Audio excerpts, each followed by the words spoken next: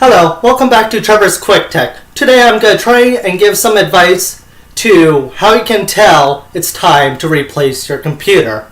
I'm going to break this into two parts, hardware and software. Let's get to it here. First, hardware. From my personal experience, this is the minimum I would recommend for any computer for streaming videos online, some light research for, say, papers for school, etc. So, I recommend if you are stuck with a single core processor, for it to be at least 2 gigahertz in speed or higher. I'm not going to get into the little details about threads and whatnot.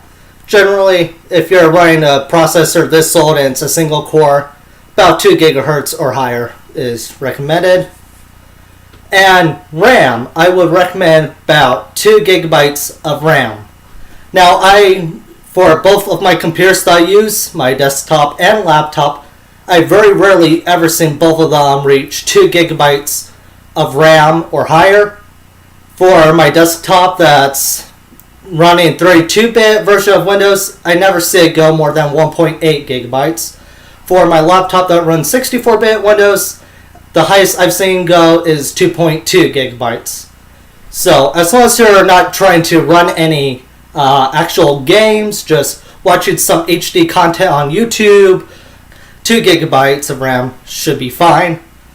And you should probably be cautious if your hard drive is becoming very slow or failing. Some hints to when your hard drive is failing is when it is making some clicking sounds or it's giving a lot of error messages when you boot into Windows.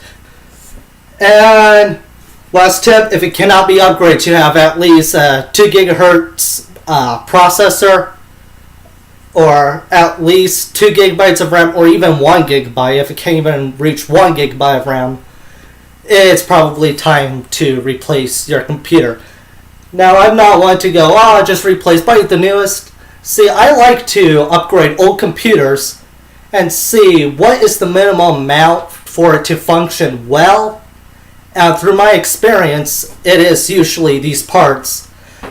Single core processor, 2 gigahertz or higher, 2 gigs of RAM. Anything lower, I tend to see a lot of lag for, say, trying to watch just some videos on YouTube or going from page to page online for, say, reading articles, news articles.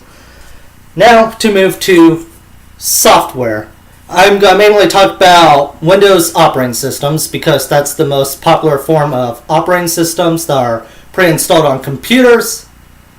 And first up, the list of unsupported versions of Windows, which would be all the Windows 90s, such as 95, 97, 98, 99, whatever.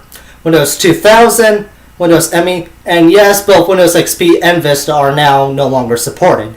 There are some third-party applications that still support those versions of Windows, but Microsoft does not officially support them, and most of those third-party application makers are too starting to drop their support for them. Now, for supported versions of Windows, there is still Windows 7 Service Pack 1 and Windows 8.1, and if it floats your boat, Windows 10.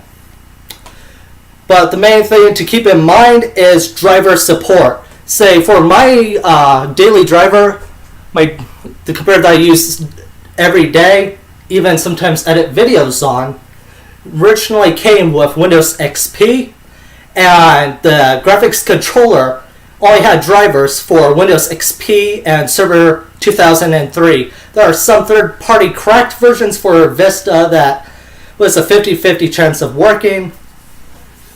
So I just went straight to Windows 7 that had the backwards compatibility for making Windows XP applications or drivers install properly to Windows 7. Windows 8.1 and 10 did not have that type of support, so I just went to Windows 7.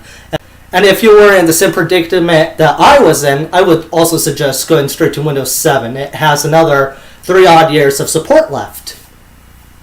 Now, if you looked online and you see drivers for Windows 7 and Windows 8.1 or even 10 for the hardware that you have, by all means, go ahead, purchase a copy of Windows 8.1 or Windows 10. It's your choice.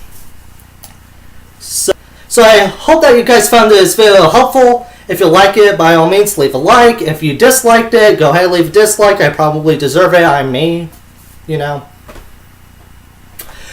Okay, share it to anyone that you think could benefit from this. Subscribble down below. Yes, I say subscribble instead of subscribe.